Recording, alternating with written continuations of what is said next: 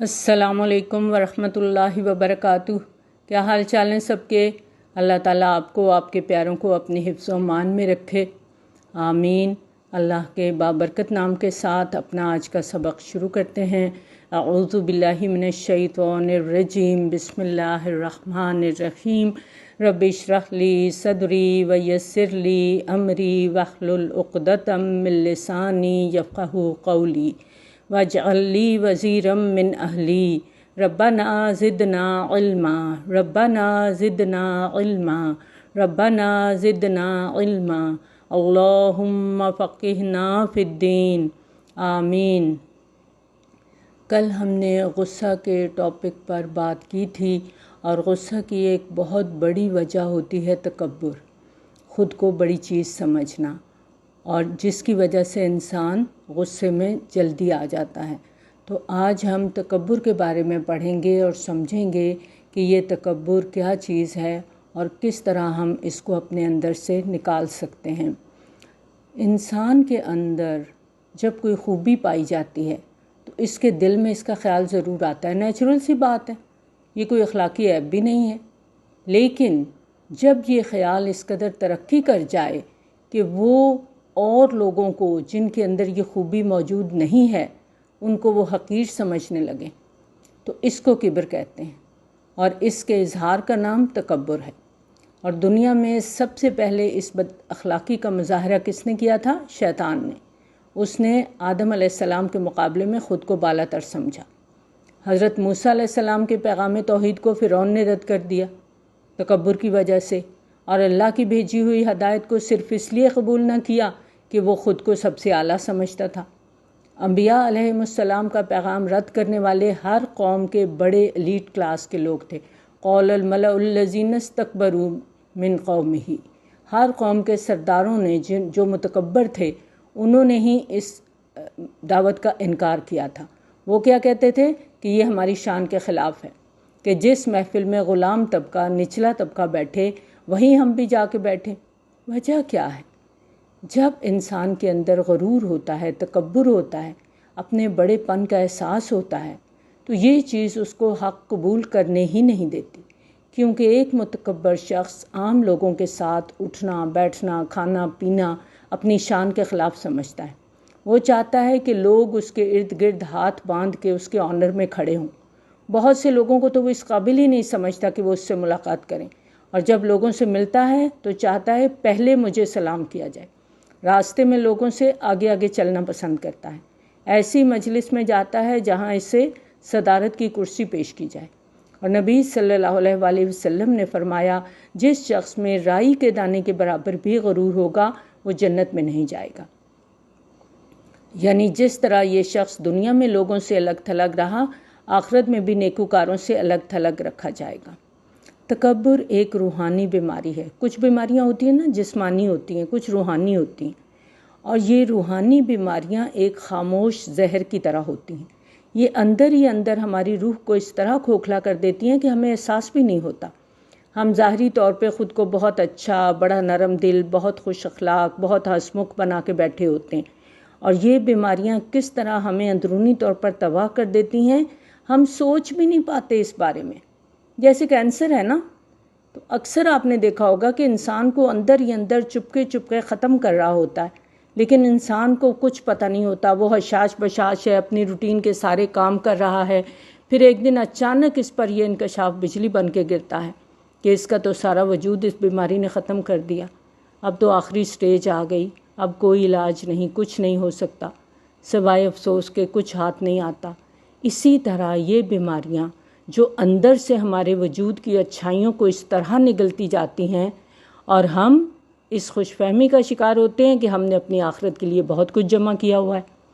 اسی لیے قرآن قیامت کے دن کو حسرت کا دن، پچھتاوے کا دن کہتا ہے کہ جب سب کچھ سامنے آئے گا، سارے ٹیسٹوں کی رپورٹس ملے گی، تو پتہ چلے گا ان ظالم بیماریوں نے کیا کچھ ہم سے چھین لیا، بالکل کھوکھلا بیکار کر دیا۔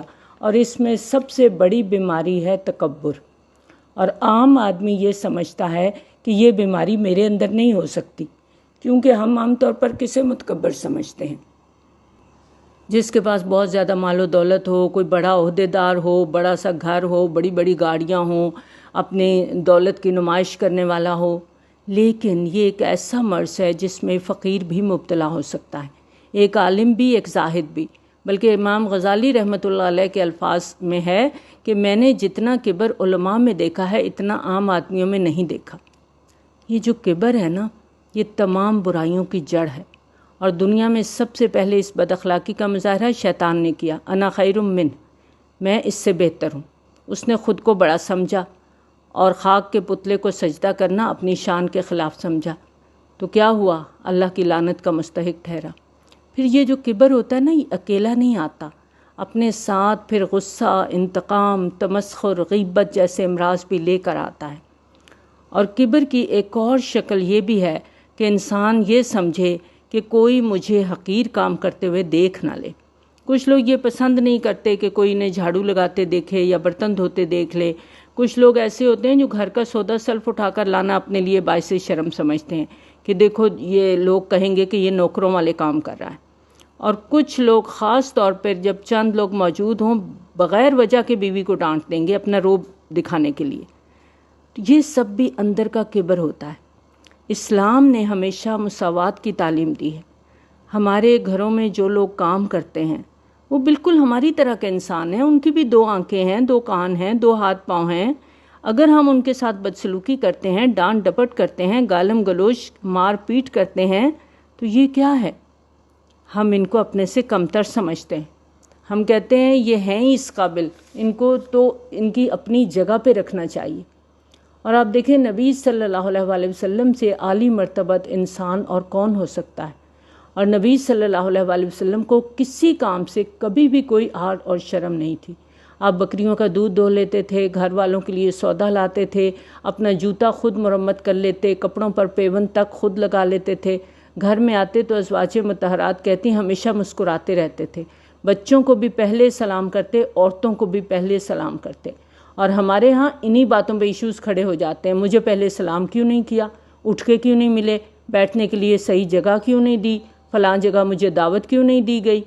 اور اسوہ رسول صلی اللہ علیہ وآلہ وسلم کیا تھا؟ صحابہ کرام رضی اللہ تعالیٰ عنہم بتاتے ہیں کہ مجلس میں نبی صلی اللہ علیہ وآلہ وسلم کو پہچاننا مشکل ہو جاتا تھا کہ آپ کہاں بیٹھے ہوئے ہیں۔ نبی صلی اللہ علیہ وآلہ وسلم ہمیشہ اکڑوں بیٹھ کر کھانا کھاتے تھے، نوالا زمین پہ گر جاتا یا کھانے کی کوئی چیز گر جاتی تو اسے اٹھا کے پونچھ کے کھا لیتے تھے۔ آج کی ماں کیا کرتی ہے؟ پہلے جو ہماری ماؤں کا دور تھا، اگر کوئی کھانے کی چیز نیچے گر جاتی تھی تو ہماری مائیں کہتی تھیں اٹھا لو، کلمہ پڑھ کے کھا لو، اور ہم کلمہ پڑھتے تھے، پھونک مارتے تھے اور نوالا کھا لیتے تھے۔ لیکن آج کی ماں ذرا سا چپس کا ایک ٹکڑا بھی نیچے گر جائے تو وہ کہتی ہے او جمز لگے، اس کو مت اٹھانا، بن میں ڈالو، اور پورے کا پورا چپس کے پیکٹ، پوری کی پوری چیزیں کھانے کی اگر نیچے کوئی گر گئی ہے تو سب اٹھا کے بن میں ڈال دی جاتی ہیں۔ آج کی ماں جراثیم سے ڈرتی ہے۔ پہلے مائیں اللہ کا خوف دلاتی تھیں کہ دیکھو اگر نوالا نیچے گرا ہے، نہیں اٹھا کے کھاؤ گے تو اللہ تعالیٰ ناراض ہوگا۔ اور آج کی ماں کہتی ہے جراثیم لگ جائیں گے، یہ مت کرو، یہ مت کھاؤ۔ اور آپ دیکھیں کہ بعض اوقات بڑے اچھے اچھے کام جو بظاہر بڑے عام سے نظر آتے ہیں وہ بھی تکبر میں آ جاتے ہیں۔ میں نے اشفاق احمد کا ایک مضمون پڑھا تھا، آپ کے ساتھ شیئر کرتی ہوں۔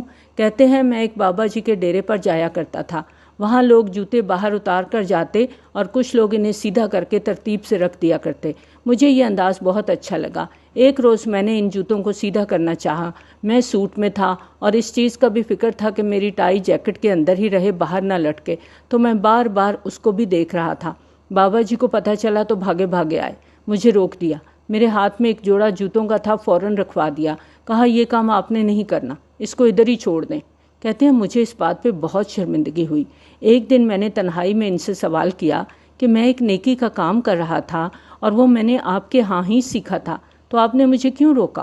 انہوں نے کہا وجہ یہ تھی کہ آپ تکبر کی طرف جا رہے تھے۔ کہتے ہیں میں بہت حیران ہوا کہ ایسی تو کوئی بات نہیں تھی۔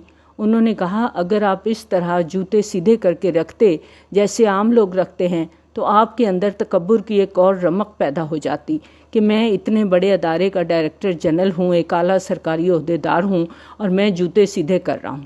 لوگوں نے بھی واہ واہ کرنی تھی کہ دیکھو کیسا اچھا کام کر رہا ہے، اور یہ تعریف آپ کے اندر عاجزی کے بجائے تکبر اور گھمنڈ پیدا کر دیتی۔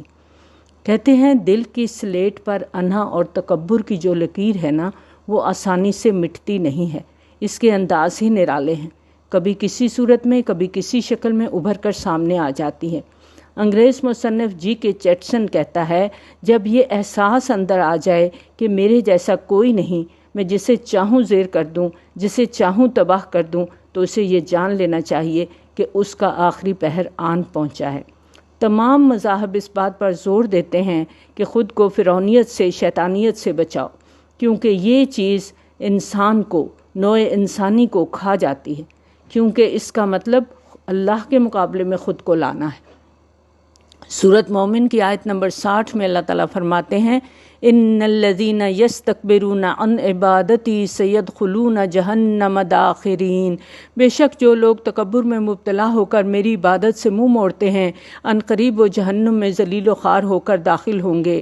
سورۃ زمر کی آیت نمبر 72 میں اللہ تعالیٰ فرماتے ہیں، قیل ادخلوا ابواب جہنم خالدین فیہا فبئس مثوی المتکبرین، کہا جائے گا داخل ہو جاؤ جہنم کے دروازوں سے ہمیشہ رہنے والے، اس میں متکبروں کے لیے بڑا ہی برا ٹھکانہ ہے۔ کبر بہت سی برائیوں کی جڑ ہے، اور برائی کا انجام ہمیشہ بھیانک ہی ہوتا ہے۔ ان آیات کی روشنی میں ہم سب کو اپنے آپ کو دیکھنا ہے۔ دل کے اندر جو خیالات پیدا ہوتے ہیں نا، ان کا جائزہ لینا بہت ضروری ہے۔ ہر وقت چیک رکھنا بہت ضروری ہے کہ کہیں کسی کونے خدرے میں کبر تو نہیں، وہ سر تو نہیں اٹھا رہا۔ اگر مجھے چھوٹی چھوٹی باتوں پر غصہ آتا ہے تو یہ بھی کبر کے اظہار کا ذریعہ ہے کہ کیوں جرت ہو کسی کو میرے سامنے زبان کھولے یا مجھے کچھ کہے۔ اپنے گریبان میں منہ ڈالنا، اپنا جائزہ لینا ایمانداری کے ساتھ، یہ ہماری ضرورت ہے کہ کہیں میرے نفس کی بڑائی، میری آن، میری عزت کا احساس مجھے کسی خرابی میں مبتلا نہ کر دے۔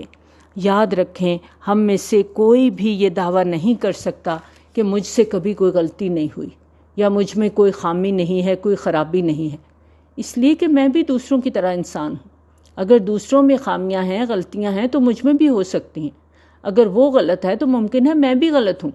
اور اگر میں ہر بات میں خود کو جسٹیفائی کرتی ہوں، دلیلیں بحثیں کرتی ہوں کہ جو کچھ میرے منہ سے نکل گیا وہ حرف بحرف درست ہے، تو یاد رکھیں یہ چیز میری تباہی اور بربادی کا باعث بن رہی ہے۔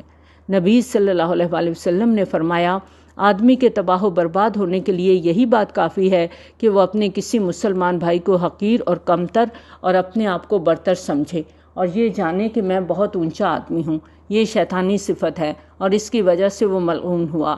اس نے کہا میں اپنے سے کمتر کے آگے جھک جاؤں، یہ نہیں ہو سکتا۔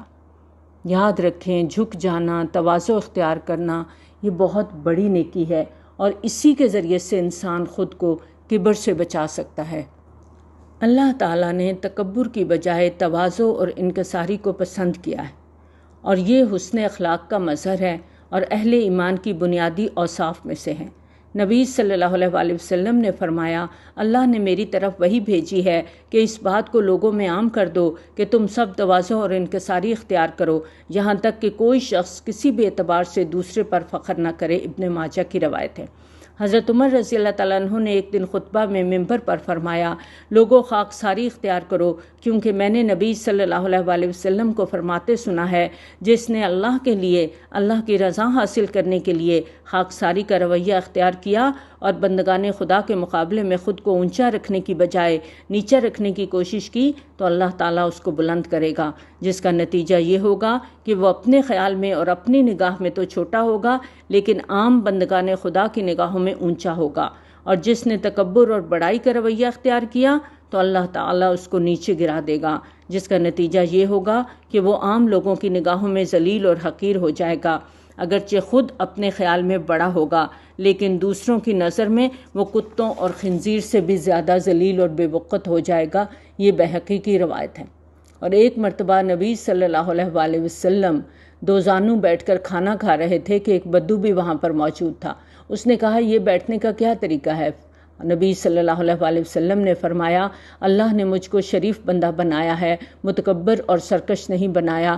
یہ ابن ماجہ کی روایت ہے۔ ایک طویل حدیث میں نبی صلی اللہ علیہ وسلم نے فرمایا مسلمان کا بھائی ہے، اس کے اس پر بہت سارے حقوق ہیں، وہ اس کی عزت کے درپے نہیں ہوتا، اس کی مدد کرتا ہے، اس کو کسی کے حوالے نہیں کرتا۔ پھر سینے کی طرف اشارہ کرتے ہوئے فرمایا تقویٰ یہاں ہے۔ پھر فرمایا آدمی کے تباہ و برباد ہونے کے لیے یہی بات کافی ہے کہ وہ اپنے کسی مسلمان بھائی کو حقیر، کمتر اور خود کو برتر سمجھے اور یہ جانے کہ میں اس سے زیادہ اونچا آدمی ہوں۔ یہ شیطان کی صفت ہے اور ہمیشہ کے لیے اس پر لعنت کی گئی ہے۔ کسی بھی شخص کا تکبر اس وقت ظاہر ہو جاتا ہے جب اس سے کوئی غلطی ہوتی، کیونکہ وہ کبھی بھی اپنی غلطی کو ماننے کے لیے تیار نہیں ہوتا۔ اس کو پتہ بھی ہوتا ہے کہ میں غلطی پہ ہوں، اور جس شخص کے ساتھ وہ بحث کر رہا ہے اس کی دلیل وزنی ہے، لیکن اس کے باوجود اس کی جھوٹی عزت نفس اسے صحیح بات قبول کرنے سے روک دیتی ہے۔ وہ اس احساس برتری میں اتنا ڈوبا ہوا ہوتا ہے کہ حقیقت کو تسلیم کرنے سے انکار کر دیتا ہے۔ یہاں پر ہم سب کو اپنے آپ کو دیکھنا ہے کہ اگر میں غلطی ہو جانے پر بحث کرتی ہوں، اپنی غلط بات پہ ڈٹ جاتی ہوں، جلدی غصے میں آ جاتی ہوں، ہمیشہ خود کو درست کہتی ہوں، تو مجھے اپنی اصلاح کی ضرورت ہے۔ یہاں ہم سب کو اپنے آپ پر غور کرنا ہے۔ کبھی غور کیا اپنے آپ پر؟ اپنے لیے تو وقت ہی نہیں ہے، ہم تو دوسروں کو ہی دیکھتے رہتے ہیں نا۔ تو آج ہم اپنے آپ پر غور کریں گے، میں کس چیز پہ اتراتی ہوں؟ اپنی شکل و صورت پہ، گوری رنگت پر؟ اللہ نے مجھے تیکھے نقوش دے دیے، اس میں میرا کیا کمال ہے؟ سب اللہ نے دیا ہے، اور یہ رنگت پل بھر میں وہ چاہے تو اس پر ایسے نشان ڈال دے کہ جو کسی دوائی سے ختم نہ ہو۔ یہ تیکھے نقوش ایسی تکلیف آئے کہ یہی چہرہ بگڑ کر رہ جائے تو میں کیا کر لوں گی؟ پھر مال و دولت، اور مال و دولت ہے کیا؟ یہ تو عارضی چیز ہے، کبھی ہے کبھی نہیں ہے۔ کیا کر لیں گے؟ کتنا کھا لیں گے؟ کتنا پہن لیں گے؟ کتنا اڑا لیں گے؟ جتنی زندگی ہے اتنا ہی نا۔ تو کتنی زندگی لے کے آئے ہم؟ 70، 80، 90، 100 پلس؟ پھر کیا ہوگا؟ جانا تو ہے، واپسی تو اسی اللہ کی طرف ہے، اور یہ جو کچھ بھی ہے سب اس اللہ کا ہے۔ پھر مجھے اپنی اسمارٹنیس پہ اتراتی ہوں میں کہ میں بہت اسمارٹ ہوں، میں نے اپنے آپ کو بڑا فٹ رکھا ہوا ہے۔ اس میں میرا کیا کمال ہے؟ میری باڈی کا پورا سسٹم اللہ کی مرضی سے کام کر رہا ہے۔ میرے اختیار میں کیا ہے؟ ایک سانس میں اپنی مرضی سے نہیں لے سکتی جب تک وہ نہ چاہے۔ جب تک وہ چاہے گا یہ سانس چلے گا، جب چاہے گا یہ رک جائے گا۔ یہ چل رہا ہے تو ہم اس دنیا میں ہیں، رک گیا تو ہم دوسری دنیا میں ہوں گے۔ اور یہ دل کی حرکت، میرا کیا کنٹرول ہے اس کے اوپر؟ میں اپنے دل کو اپنی مرضی سے پمپ کرنے پہ مجبور نہیں کر سکتی۔ پھر جو پوری باڈی میں میرے خون گردش کر رہا ہے، میرا معدہ، میرا جگر، میرے گردے، میرے پھیپھڑے، یہ سب اپنا اپنا کام کر رہے ہیں، کیا ہے میرے بس میں؟ پھر جو میں کھانا کھاتی ہوں، اس کو ہضم کرنے کا نظام، کیا یہ میرے بس میں ہے؟ کیا میں کر سکتی ہوں کہ میں جو مرضی کھاتی رہوں لیکن میری باڈی میں اتنے فیٹس جمع نہ ہو کہ میرا وزن بڑھ جائے، میرا جسم موٹا ہو جائے؟ ہے میرے اختیار میں؟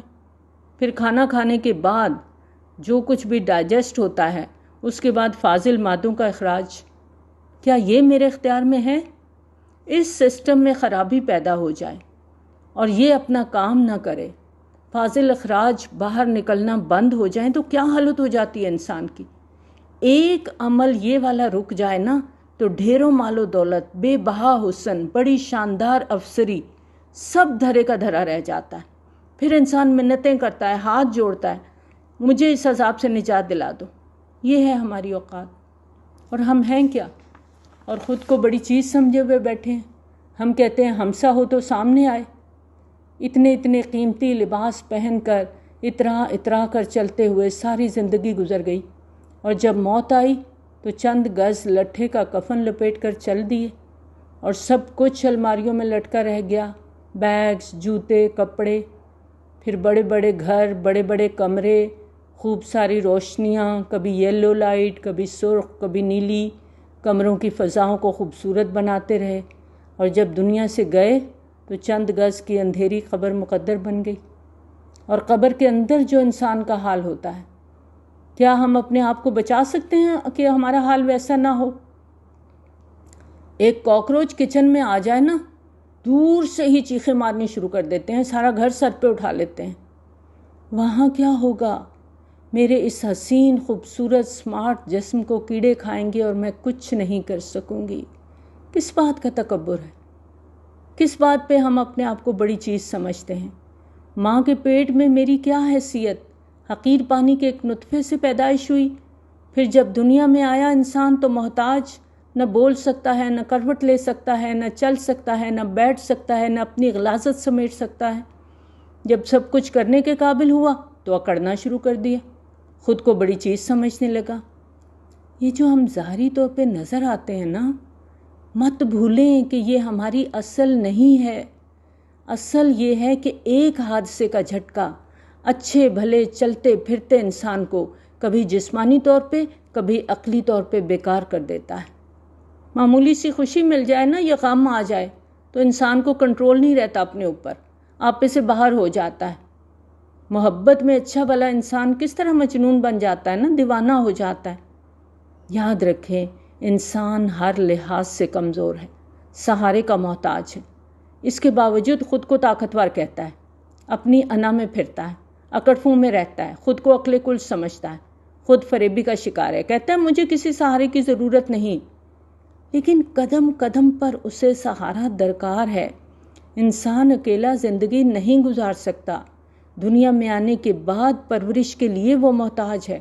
اسے شکر گزار ہونا چاہیے اپنے والدین کا جنہوں نے اسے دنیا میں رہنے کے قابل بنایا، اور وہ کہتا ہے انہوں نے میرے لیے کیا کیا، نہ کرتے پیدا مجھے۔ پھر اس کا خاندان جو اس کی چھوٹی چھوٹی خوشیوں میں اس کا ساتھ دیتا ہے، غم کی حالت آتی ہے سر پر ہاتھ رکھتا ہے، سب اس کے مددگار، اس کے ساتھی ہیں، اور وہ سب کو مائی فٹ کہتا ہوا آگے نکل جاتا ہے۔ اپنی قابلیت پہ مان کرنا، اپنے کام کو سب سے اچھا سمجھنا، اپنی سوچ کو سب سے اچھی سوچ سمجھنا، ہر وقت دوسروں کی خامیوں کو گنتے رہنا اور خود کو خامیوں سے بالکل پاک صاف سمجھنا، یہ کئی لوگوں کی عادت ہوتی ہے نا، جہاں بیٹھتے ہیں اپنی تعریفیں شروع کر دیتے ہیں، میں نے یہ کیا، میں نے وہ کیا۔ یہی تو تکبر ہے، اور ایسا کرنے والا خود کو اللہ کی محبت سے محروم کر لیتا ہے۔ اگر ہم لوگوں میں اپنی دھاک بٹھاتے پھرتے ہیں اور اللہ کے ہاں ہمارا یہ عمل کوئی حیثیت ہی نہ رکھے تو کیا پایا ہم نے؟ کیا کریں گے ہم آخرت میں؟ اور کسی بھی کام میں دوسرے کا مشورہ نہ لینا، یہ بھی تکبر ہے۔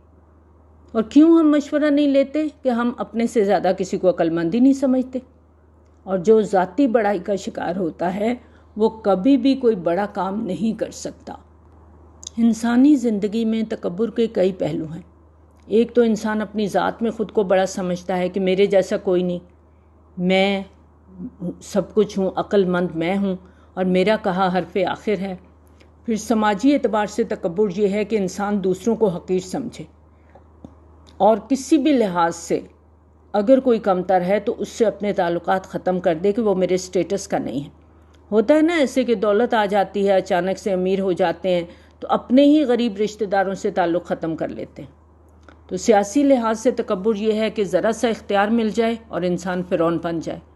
جاب میں بھی بعض دفعہ پوسٹ اچھی مل جائے جس میں اتھارٹی ہو تو اس آدمی خود کو بہت بلند سمجھنے لگے، گردن میں سلاخ آ گئی، اب خود کو بڑی چیز سمجھنے لگا۔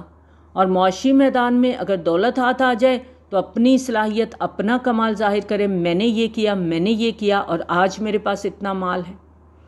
یاد رکھیں، ہر انسان کے اندر خوبیاں بھی ہیں اور خامیاں بھی ہیں۔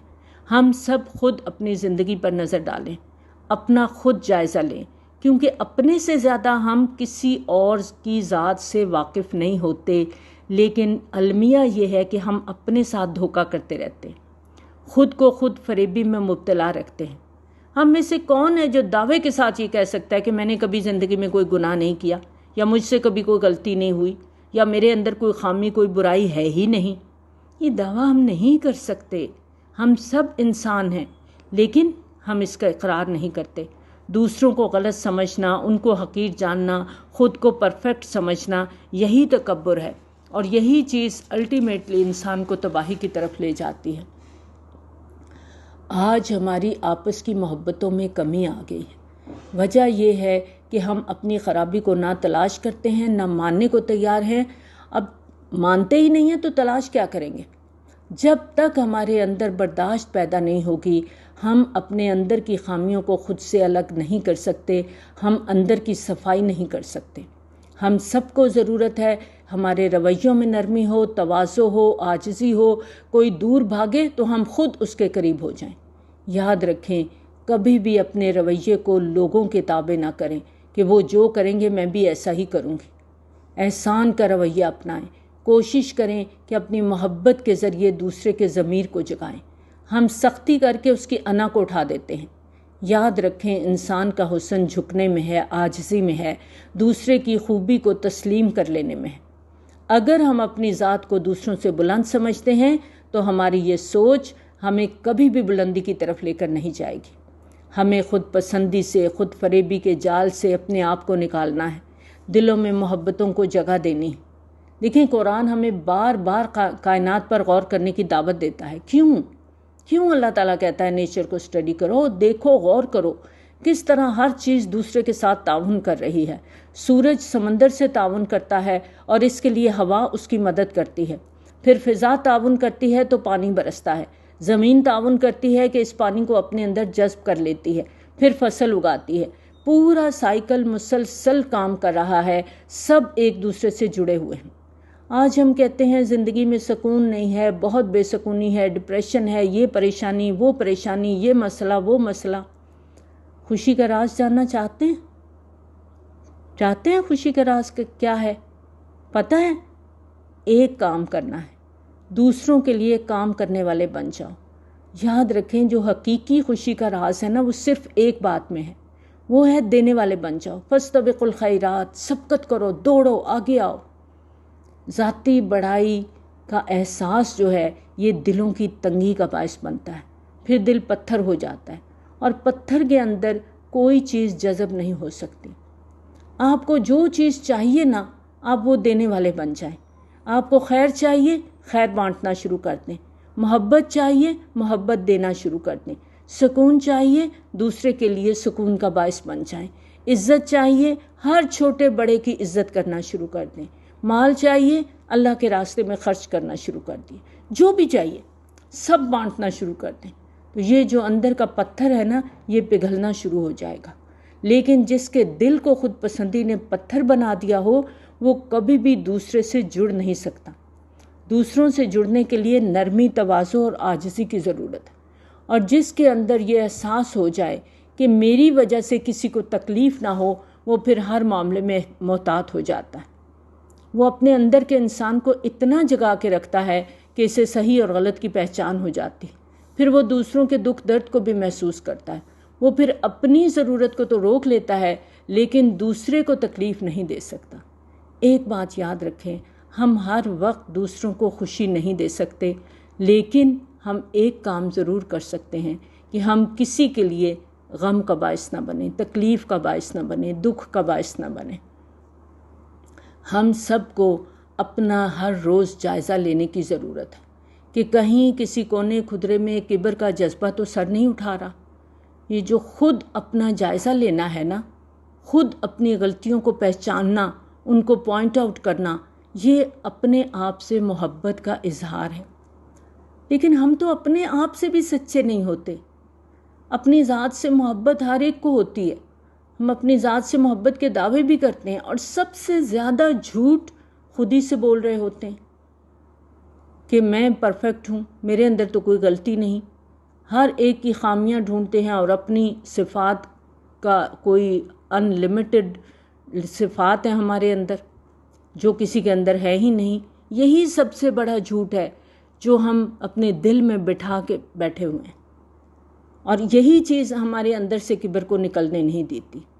اس بات کی ہم سب کو ضرورت ہے کہ ہم اپنا جائزہ لیں۔ جب رات کو سونے کے لیے لیٹیں نا، تو سب سے پہلے اپنی عدالت لگائیں، خود اپنے جج بنیں، خود کو اپنی عدالت کے کٹہرے میں لائیں اور چیک کریں آج پورا دن میں کہیں میرے سے کوئی ایسی بات میرے منہ سے نکلی ہو، کوئی ایسا عمل ہوا ہو جو کبر کا باعث ہو، کہیں میرے نفس کی بڑائی، میری آن، میری عزت کا احساس تو میرے اندر پیدا نہیں ہو رہا، کیونکہ اگر ایسا ہے تو یہ چیز مجھے بہت سی خرابیوں کی طرف لے جائے گی۔ اگر مجھے اپنی خوبیاں زیادہ نظر آنے لگتی ہیں، مجھے اپنی تعریف کرنا اچھا لگتا ہے اور یہ سوچ میرے ذہن میں پختہ ہے کہ میں غلط نہیں ہو سکتی اور دوسروں کی خامیاں، غلطیاں مجھے ہر وقت نظر آتی ہیں، تو مجھے الرٹ ہونے کی ضرورت ہے۔ مجھے یہ سمجھ لینا چاہیے کہ یہ چیز مجھے تباہی کی طرف لے کر جا رہی ہے۔ یاد رکھیں، ہمیں خود کو اپنی ذات کے خول میں بند نہیں کرنا۔ جس کے اندر اپنی بڑائی کا زوم ہے نا، وہ پھر اللہ کی بڑائی بیان کر ہی نہیں سکتا، پھر وہ اللہ کے بندوں کے ساتھ جڑ بھی نہیں سکتا۔ اور انسان جب اپنی حد سے باہر نکلتا ہے نا اور وہ کام کرتا ہے جو اسے زیب نہیں دیتے، تو وہ سرکشی کی طرف چل پڑتا ہے، اور یہ چیز اللہ کے غضب کو دعوت دیتی ہے، اور ایسے شخص کو اللہ تعالیٰ نے پسند نہیں کیا جو متکبر ہو۔ اللہ تعالیٰ نے قرآن میں واضح طور پر بتا دیا کہ اللہ تکبر کرنے والوں سے محبت نہیں کرتا۔ تو اللہ کی محبت چاہیے تو اس بیماری کو ہمیں اپنے اندر سے کٹ ڈاؤن کرنا ہے، اپنا جائزہ لینا ہے، اپنی عدالت خود لگانی ہے، اپنی جانچ خود کرنی ہے کہ اگر مجھے اپنی ذات سب سے بہترین نظر آتی ہے تو اس تکبر کو مجھے اپنے اندر سے کٹ ڈاؤن کرنا ہے۔ وآخر دعوانا الحمد للہ رب العالمین۔ سبحانک اللہم و بحمدک، نشہد ان لا الہ الا انت، نستغفرک و نتوب الیک۔ السلام علیکم ورحمۃ اللہ وبرکاتہ۔